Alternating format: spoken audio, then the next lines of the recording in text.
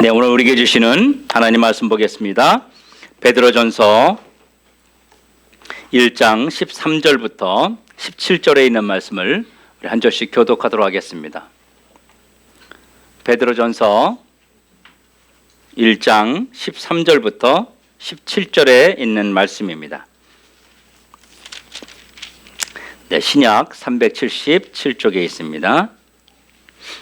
제가 먼저 읽겠습니다. 그러므로 너희 마음의 허리를 동이고 근신하여 예수 그리스도께서 나타나실 때에 너희에게 가져다 주실 은혜를 온전히 바랄지어다. 너희가 수종하는 자식처럼 전에 알지 못할 때에 따르던 너희 사역을 본받지 말고 오직 너희를 부르신 거룩한 이처럼 너희도 모든 행실에 거룩한 자가 되라.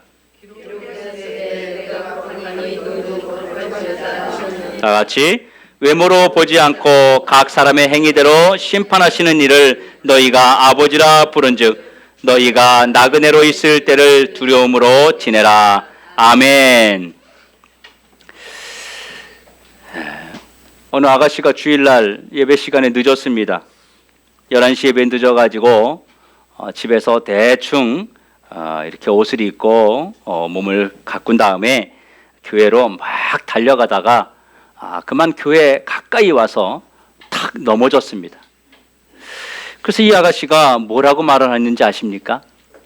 이렇게 말을 했습니다. 하나님, 아무리 그래도 그렇지 뒤에서 미시면 어떻게 해요? 이렇게 해서 이야기를 했다는 것입니다. 할렐루야.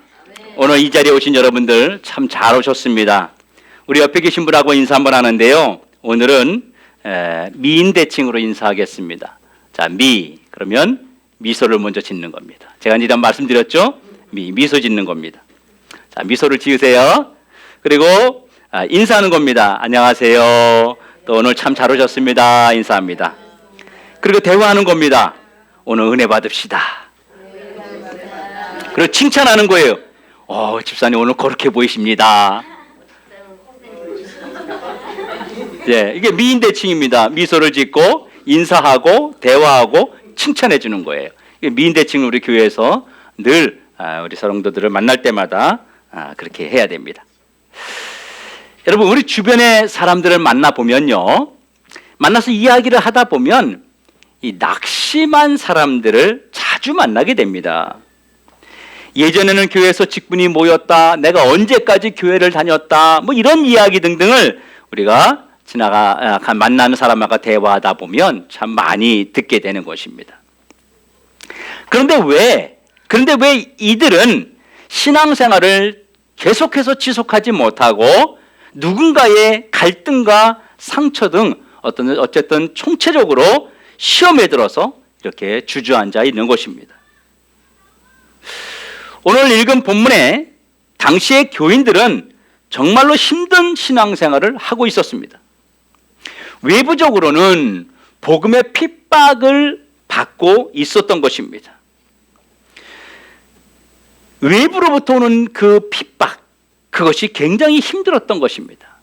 그뿐만 아니라 내부적으로는 이 사람들이 밖에서 많은 외부의 핍박을 받다 보니까 그러니까 스트레스와 긴장감 속에서 성도들이 다들 많이 예민해져 있었습니다.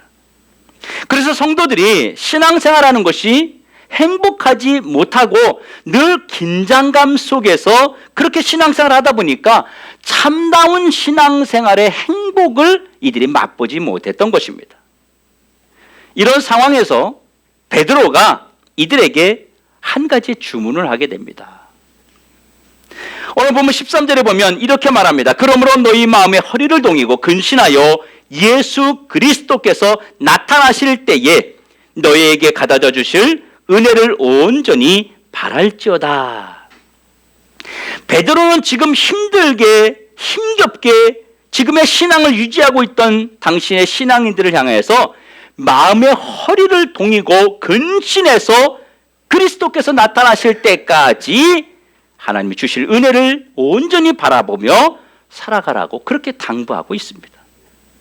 사실 언제 오실지도 모르는 예수님을 온전한 신앙을 지키고 그렇게 믿음을 지키는 것은 쉬운 것이 아닙니다. 결코 쉬운 일이 아닙니다.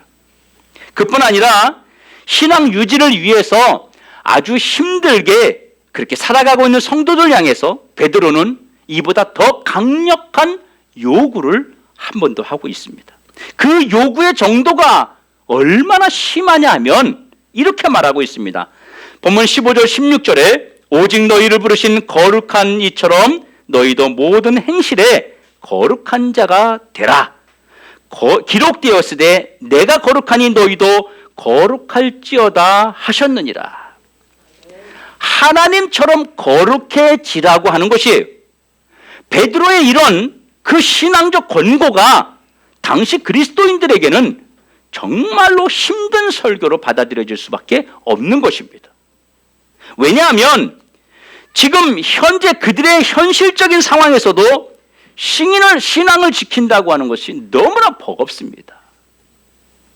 핍박이 있고 막 너무너무 믿음 생활하는 게 힘이 드는 거예요. 그런데 이런 성도들을 향해서 거룩해라. 그것도 예수님처럼 거룩해라. 이렇게 성도들에게 이야기하니까 지금 영적 스트레스가 이들에게는 말도 못하게 큰 것입니다.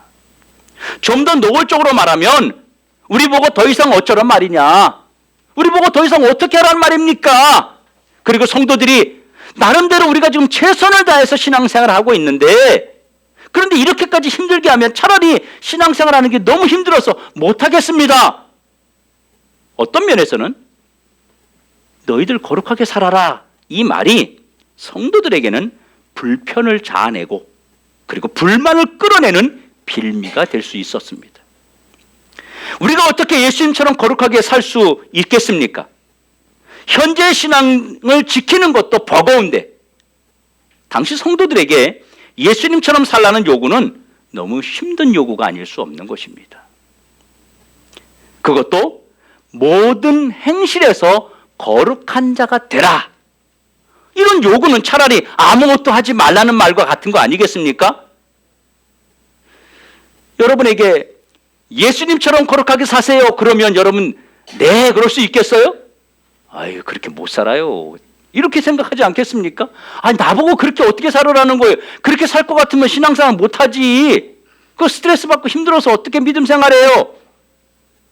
단번에 이런 마음이 우리 속에 들 것입니다. 그런데 여러분 정말 궁금한 것이 있습니다.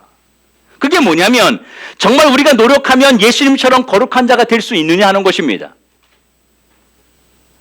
베드로의 요구처럼 우리가 노력하면 모든 행실에서 거룩한 자가 될 수 있느냐 이거예요.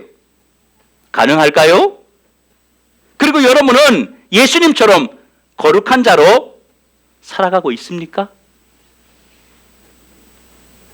그보다 더 여러분은 주변에서 예수님처럼 거룩한 모습으로 살아가고 있는 사람들을 본 적은 있습니까? 그러면 또 어떻게 사는 것이 거룩한 자로 사는 것입니까? 어떻게 살아야 됩니까? 우리가 신앙생활하면서 그런 말을 많이 하고 있는데 어떻게 사는 것이 거룩한 자의 삶을 사는 것입니까? 많이 부담스러운 것은 17절에 우리가 거룩하게 살지 못했을 때에 각 사람의 행위대로 심판하신다고 하는 말씀이에요. 사실은 누가 이 심판에서 자유로울 수 있겠습니까? 우리 어느 누구도 거룩하게 살지 못한 자에게 주시는 하나님의 그 심판에서 자유로울 사람이 아무도 없다고 하는 것입니다. 그런데 왜 이렇게 힘들고 어려운 이 거룩한 자의 삶을 요구하고 있는 것일까요? 왜 베드로는 이런 성도들의 현실적인 면들을 외면하고 왜 이렇게 강력한 신앙적 주문을 하고 있느냐는 것입니다. 이것은 정말로 성도들의 형편을 외면한 처사가 아닙니까? 아닙니다. 베드로는 성도들에게 영적 스트레스를 주거나 그들을 불편하게 해주려는 그런 의도와 목적이 아니라 최소한의 신자다운 삶을 요구하고 있는 것입니다. 이것이 무슨 뜻이냐면요. 이 당시의 상황을 우리가 이해를 해야 됩니다. 성도들이 외부에서는요, 신앙적 핍박이 심하니까 그리고 안으로는 그런 삶을, 그런 생각을 늘 갖고 살기 때문에 스트레스와 긴장감으로 인해서 아주 이들이 예민해져 있는 상황이었어요. 그러다 보니까 자신들의 삶이 신앙적으로 자랑스럽지 않기 때문에 자신이 그리스도인이라고 하는, 자신이 신자라고 하는 것을 사람들에게 숨기게 되는 것입니다. 내가 떳떳하지 못하면 어떻게 됩니까? 나 교회 다닌다는 얘기를 남들에게 하지 않게 되는 것이죠. 숨기려고 하는 것이죠. 자랑스럽지 않기 때문입니다. 자신을 드러내는 것을 꺼려합니다. 자신이 그리스도인이라는 사실을 자꾸 감추려고 하는 것입니다. 그러니까 어떤 현상이 나타납니까? 누가 신자인지 누가 불신자인지 정말 신자다운 신자를 보기 힘든 상황이 되어버린 것이죠. 신자들은 자신이 신자라는 사실을 숨기고 다니면서 스스로 자기의 신앙을 무너뜨리는 결과를 얻게 되었던 것입니다. 단순히 예수님처럼 거룩해라 이 말 자체가 신앙생활 잘하는 그런 신자들에게는 스트레스처럼 들릴 수 있고, 지금도 잘하고 있는데 왜 자꾸만 채찍질하는 거냐 이렇게 들릴 수 있지만, 당시 성도들은 밖에 나가서 내가 그리스도인이라는 것을 드러내면 나에게 불이익이 될까 봐, 그래서 성도들이, 신자들이 신자 아닌 척 하고 있었던 거예요.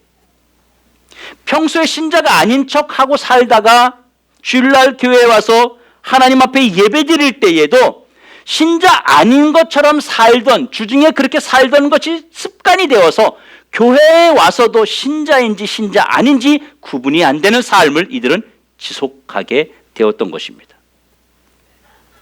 베드로가 지금 이들의 신앙을 보고 안타까워서 이들에게 베스트가 되라, 최고가 되라고 하는 이야기를 하는 것이 아닙니다. 너희들 최고의 신앙을 드러내라는 것이 아닙니다. 지금 그대로 최소한의 신앙인의 모습을 가지고 살아야 되지 않겠느냐, 이것을 말하고 있는 것입니다. 왜 이렇게 베드로가 거룩한 삶을 강조하느냐 하면, 삶으로 표현되지 않는 신앙은 세상에서 아무것도 할 수 없기 때문입니다. 불신자와 신자를 구별하는 기준이 거룩, 즉 구별된 삶입니다.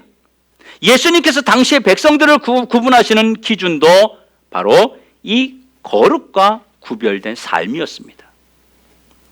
불신자는 자기의 삶을 구별하지 않습니다. 여러분 그렇지 않습니까? 세상의 사람들은 자신의 삶을 절대로 구별하지 않습니다. 오직 하나님의 자녀들만이 자신의 삶을 구별하고 거룩한 삶을 위해서 노력하는 것입니다. 예수님은 힘든 시기일수록 하나님의 자녀들이 더 거룩하여서 세상을 바꾸는 자가 되기를 우리에게 촉구하고 있습니다. 세상을 바꾸는 힘은 신자들의 거룩한 생활, 구별된 삶에서 나온다고 하는 것입니다. 외부적으로, 내부적으로 힘겨운 신앙적 현실이 성도들의 삶을 지나치게 움츠러들게 하는 것, 그렇게 그것을 지적하지만 신앙생활이 회복될 수 있는 것을 우리에게 촉구하고 있는 것입니다. 그러면 여러분, 거룩이라는 게 뭐예요? 거룩. 우리가 거룩하자 하는데 거룩이라는 게 무엇입니까? 오늘 본문 15절 16절에 보니까 오직 너희를 부르신 거룩한 이처럼 너희도 모든 행실에 거룩한 자가 되라. 기록되었으되 내가 거룩하니 너희도 거룩할지어다. 모든 것을 예수님을 기준으로 사는 삶입니다. 예수님처럼 살려고 노력하는 삶이 거룩이에요. 거룩의 기준은 세상에 없습니다.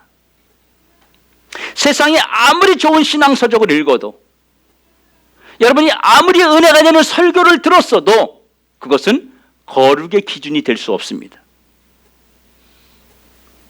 오로지 거룩의 기준은 예수님을 기준으로 주님을 닮아가고 주님처럼 살려고 노력하는 것입니다. 내 인생의 가장 중요한 목표점으로 정해놓고 달려가는 이것이 거룩이라는 것입니다. 여러분, 거룩하다고 해서 사람들보다 일부 유별난 생활하는 게 거룩한 게 아닙니다. 신앙적으로 남다른 행동을 요구하는 것도 아닙니다. 매사에 예수님을 중심으로 행동하는 그런 평범한 삶, 한마디로 예수님을 닮으려고 노력하는 삶이 거룩이라고 하는 것이에요. 여러분, 거룩의 정도가 이만큼이 되어야 거룩한 것입니다라고 하는 기준점을 정해놓는다면 그것을 달성할 수 있는 사람이 얼마나 있겠습니까? 누가 거기에 목표점에 다다를 수 있겠어요? 각 사람마다 거룩하게 사는 삶은 다 다른 것입니다. 어떤 사람은 나는 이거 이기기 너무 힘든데 이걸 이기기 위해서 나는 끝까지 나는 싸운다. 이게 거룩한 삶이라는 것이에요. 지금 우리 성도들 속에 거룩한 삶을 방해하는 요소들이 있습니다. 14절에 보니까 너희가 순종하는 자식처럼 전에 알지 못할 때에 따르던 너희 사욕을 본받지 말라. 사욕을 본받지 말라고 했어요. 사욕. 이게 사악과 사욕이 같은 말이거든요. 예수님이 원하시는 기준이 아니라 자기 기준에서 원하는 대로 사는 것을 사욕 또는 사악이라고 하는 것입니다. 사욕은 바로 세상적인 욕심입니다. 이는 예수님 알기 이전에 우리의 세속적인 생활이 나를 따라다니는 거예요. 세상적인 삶을 대표하는 요소가 바로 욕심 아니겠습니까? 욕심이 세상적인 삶을 대표하는 거예요. 욕심이란 나와 거리가 먼 얘기가 아닙니다. 특별한 사람들에게만 있는 것이 아닙니다. 욕심이란 내 마음대로, 내 생각대로 살아가는 삶입니다. 누구의 제재나 간섭도 받고 싶지 않은 내가 하고 싶은 대로 무엇이든지 하고 사는 그런 것이 욕심이라고 하는 것입니다. 이 욕심을 이기는 것이 바로 거룩한 삶입니다. 이는 불신자들에게만 해당되는 말이 아니죠. 신자들 중에도 욕심을 버리지 못하고 세상적인 것을 붙들고 사는 사람들이 사실 적지 않습니다. 거룩하지 못한 모습이죠. 이것은 단순히 마음을 먹는 것에서 그치지 않고 행동으로, 실제적으로 행동으로 옮겨지는 것까지를 말하는 거예요. 우리가 주님을 기준으로 살게 되면 우리가 참게 되죠. 주님을 기준으로 살게 되면 우리는 절제하게 됩니다. 주님을 기준으로 살게 되면 조금 채워지지 않아도 만족할 수 있습니다. 내 안에 나를 기준으로 삼는 사악한 욕망이 가득하니까 거룩한 삶이 안 되는 것입니다. 예수님을 닮아갈 때 이런 욕심들은 점점 내게서 멀어져 가는 것입니다. 그러면 예수님께서 원하시는 거룩한 삶은 우리가 이룰 수 없습니까? 가능합니다. 주님이 원하시는 거룩한 삶을 이루는 방법이 본문에 답이 나와 있거든요. 13절에 보면 이렇게 말씀하고 있습니다. 그러므로 너희 마음의 허리를 동이고 근신하여 예수 그리스도께서 나타나실 때에 너희에게 가져다 주실 은혜를 온전히 바랄지어다. 세 가지를 말씀하고 있습니다. 첫째, 마음의 허리를 동이고 근신하지 말라는 거예요. 마음의 허리를 동이고 근신하라는 것입니다. 여러분, 마음의 허리는 어떻게 동일 수 있습니까? 마음의 허리가 어디 있습니까? 마음의 허리가 있습니까? 마음의 허리란 실체가 없는 거 아니에요? 근데 어떻게 허리를 동여맬 수 있습니까? 그렇다면 이 말씀은 어떤 말씀일까요? 마음의 중심을 말하는 것입니다.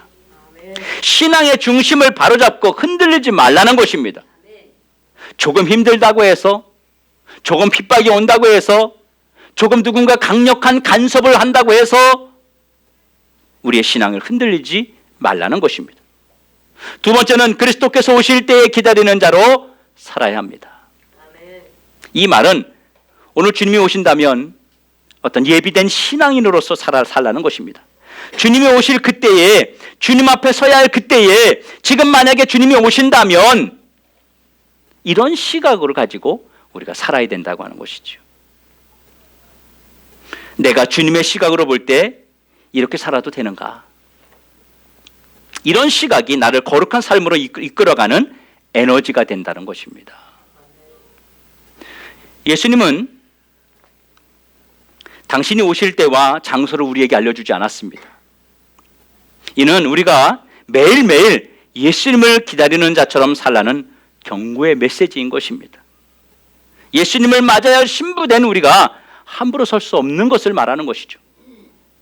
세 번째, 주님이 오실 때 주실 은혜를 온전히 바라라. 이렇게 말씀하셨습니다. 주실 은혜란 거룩한 삶을 살아온 자들에게 주시는 상급을 말하는 거예요. 여러분, 하나님이 주시는 은혜와 그 축복을 우리는 믿고 고대해야 되는 것입니다. 약속된 말씀대로 살아서 우리가 받을 상을 준비하는 삶이 거룩한 삶입니다. 우리가 힘들 때 무슨 힘으로 견딥니까? 우리가 믿음 생활하면서 어려울 때 무슨 에너지로 견딥니까?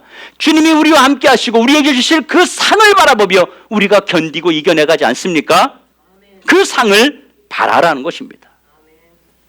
내가 지금 이렇게 기도하고 이렇게 예배드리고 내가 이렇게 신앙생활해서 하나님 앞에 상을 받겠느냐는 것을 생각해야 되는 것입니다. 여러분, 상에는 두 가지가 있습니다. 이 땅에서 받는 상이 있고 그리고 하나님 앞에 가서 받는 상이 있습니다. 이 땅에서 우리가 하나님께 받는 상은 심은 대로 받는 것입니다. 이행득심입니다. 이행득심. 하나님 앞에 가서 받는 상은 견디는 대로 받는 상입니다. 이것은 이신득상이라 합니다. 우리가 얼마만큼 신앙적 삶을 살기 위해서 내 삶을 얼만큼 절제하고 내 삶에서 얼만큼 믿음을 지키려고 노력했느냐에 따라서 하나님 나라에서 받는 상이 달라지는 것입니다. 여러분, 이 땅에서 받는 상은요, 행위 중심이 되어 있습니다. 하나님 나라에 가서 받는 상은요, 믿음이 중심이 되어 있습니다. 이 말을 오해하면 안 됩니다. 이 땅에서 받는 상은 행위에 중심이 되어 있다라니까 믿음은 거기에 관여가 안 되어 있는 것이 아니에요. 모든 것이 믿음이 기초가 되어 있지만 거기에는 행함이 중심이 되어 있다고 하는 것입니다. 여러분, 강조점만 말씀드린 거예요. 성경이 우리에게 가르치고 있는 중요한 원리입니다. 이것이. 그래서 하나님께 우리가 어때요? 성경에서 11조를 드리면 어떻게 한다래요? 너희 창고에 쌓을 곳이 없도록 채워주시겠다고 말씀하시잖아요. 우리가 행한 것이잖아요. 심은 것이잖아요. 네가 누구에게 구제를 하고 누구에게 뭐 베풀어라. 그럼 어떻게 하나님이 갚아주시겠다고 말씀하시잖아요. 이 모든 것들이 이 땅에서 받는 복을 말하는 것인데 행위에 근거하고 있습니다. 하나님 앞에서 받는 복은요, 믿음과 관계가 있는 거예요. 그래서 계시록 2장 10절에 보면 내가 죽도록 충성하라 그리하면 생명의 관을 내게 주리라. 이 충성이란 말은요, 인내와 연결되어 있어요. 견디는 것과 관계가 있어요. 참고 끝까지 사역을 감당할 때에 면류관을 주겠다고 말씀하시는 거예요. 여러분, 이 땅에서 신앙적 행위를 살지 않은 사람은요, 하나님 앞에서 심지 않은 사람 절대로 세상에서 복을 못 받습니다. 그래서 이 땅에서는 누리는 복을 받아야 하고 천국에 가서는 영광의 복을 받는 것입니다. 여러분, 천국 가서 돈이 아무리 많은들 뭔 소용이 있어요? 천국 가서 장수가 필요 있어요? 천국 가서 명예가 필요 있어요? 권세가 필요 있어요? 다이아몬드가 필요 있습니까? 아무것도, 지혜와 지식이 필요합니까? 아무것도 필요하지 않아요. 그 모든 것들은 어디서 받는 겁니까? 이 땅에서 받는 겁니다. 천국에서 받는 것은 이 땅에서 우리가 어떻게 믿음을 지키려고 절제하고 어떻게 거룩해지려고 애를 쓰고 우리가 힘을 쓰고 나를 낮추고 살아가는가에 따라서 하늘에서 받는 상이 달라지는 것이죠. 그 상을 말하는 것입니다. 사랑하는 성도 여러분, 나는 그리스도인입니까? 나는 그리스도인으로서 구별된 삶을 지금 살고 있습니까? 이 힘든 시기에 나는 어떤 성도의 모습으로 여러분 살아가고 있습니까? 요즘은요, 세상 사람들이 그 교회에 대한 시선, 세상 사람들의 신자들의 성도들에 대한 시선이 그렇게 곱지가 않습니다. 교회가 조금만 움직이면요, 방송에 나오고 막 난리가 납니다. 여러분, 이태원발 코로나는요, 그 게이바거든요. 그 게이바인데 게이바란 방송에 나오지 않습니다. 게이바 이름도 나오지 않습니다.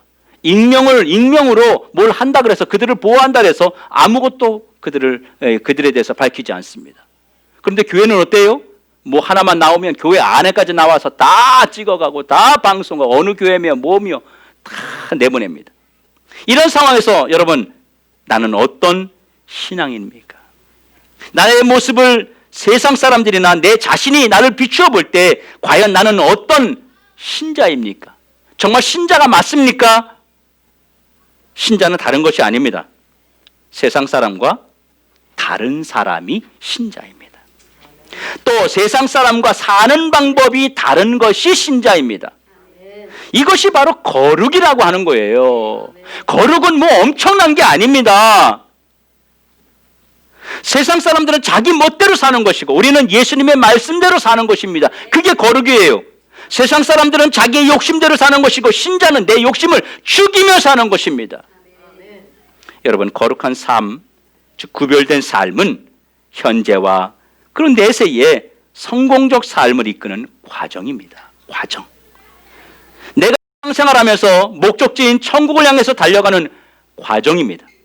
내가 우리의 영원한 목적지인 천국을 향해서 달려가는 과정에서 지금 내가 서 있는 거룩한 삶의 정도가 앞으로 남은 나의 삶을 얼마나 많은 복을 누리며 천국에서 얼마나 많은 상을 받느냐를 결정하는 과정이기 때문에 지금 내가 거룩한 삶을 사는 것이 중요하다고 하는 것입니다.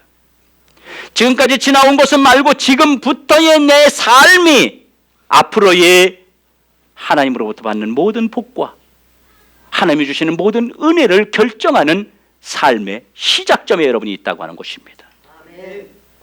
지금 나의 거룩의 위치가 그래서 대단히 중요한 것입니다. 여러분, 거룩이라는 게 여러분 대단한 거 아닙니다. 구별된 삶은 우리를 예수님께로 더 가까이 나아가게 하는 동시에 나를 성공적인 사람으로 복받는 사람으로 만드는 과정입니다. 성공은 하나님의 기준을 지킬 때 나타나는 결과지요. 우리를 성공적인 삶으로 이끄는 것이 바로 거룩한 삶입니다. 여러분, 우리의 삶의 기준을 여러분 하나님께 두십시오. 창세기 39장 10절에서 12절에 보면요, 보디발의 아내가 요셉을 유혹하는 장면이 나옵니다. 보디발의 아내는 그 장군이잖아요. 장군의 아내예요. 그런데 거기에 요셉은 지금 노예로 끌려와 있어요. 다른 나라에서 노예를 끌려왔어요. 그런데 성경이 뭐라고 기록하고 있냐면요, 참 재밌습니다. 그 집 사람은 아무도 거기에 없었더라, 이렇게 기록하고 있습니다. 아무도 보는 자가 없다는 거예요. 근데 요셉이 그 유혹에 넘어갈 환경에 있다고 하는 것을 말해주는 거잖아요. 아무도 없다고 하는 것이니까. 그런데 요셉은 아무도 안 보는 것이 아니라 하나님이 지금 보고 계시다, 이렇게 생각했던 거예요. 이것이 거룩이라는 것입니다. 거룩의 기준이 하나님이에요. 거룩은 깨끗하고 폼 있게 그렇게 뭔가 남다르게 폼 잡으면서 그런 삶을 사는 것이 아니라 성공적인 삶이 성공적인 그런 결과를 가져다 준다고 하는 것입니다. 여러분, 그리고 작은 것부터 우리는 거룩해지기 위해서 그럼 어떻게 해야 되느냐? 작은 것부터 실천하면 됩니다. 내가 그리스도인이라는 것에 대해서 작은 것부터 시작하십시오. 거룩한 삶은 하루아침에 이루어지는 것이 아닙니다. 여러분, 벽돌 한 장 한 장 거룩을 쌓고 쌓아서 그것이 예수님을 닮아가는 성품과 형성으로 우리에게 나타나게 되는 것입니다. 그래서 우리는 말 한마디, 양보, 배려, 이런 것부터 내가 그리스도인으로서 최소한 이 정도는 해야 되지 않겠는가 하는 것들이 여러분에게 다 있을 것입니다. 그것을 지키며 사는 것, 이렇게 되는 것이 거룩한 삶을 살고 있는 것입니다. 그리고 주님은 우리가 예수님을 닮는 것만큼, 우리가 거룩의 결과만큼 반드시 큰 상을 준다고 하는 것을 믿어야 됩니다. 예수님을 닮아가는 자에게 주시는 상급이 크게 준비되어 있습니다. 현세와 내세에 반드시 복을 누리게 하실 것입니다. 사랑하는 성도 여러분, 이번 한 주간 우리가 최소한 신자로서, 최소한 그리스도인으로서의 구별된 그런 거룩한 삶을 살아감으로 현세와 그리고 내세에 충만한 복을 받아 누리는 우리 모두가 되길 주님의 이름으로 축원합니다. 그래서 다음 주에는 좀 특별한 시간을 좀 가져보겠습니다. 갑자기 눈들이 이제 또 뭔 얘기를 하시려고 그러나 또. 다음 주에는요, 우리 예배 시작하면서 이런 한번 시간을 가져볼 건데요. 내가 최소한의 구별된 신자로서, 성도로서, 그리스도인으로서 최소한의 구별된 삶을 살았던 것을 옆에 분하고 함께 이야기하고 함께 간증하는 시간을 갖겠습니다.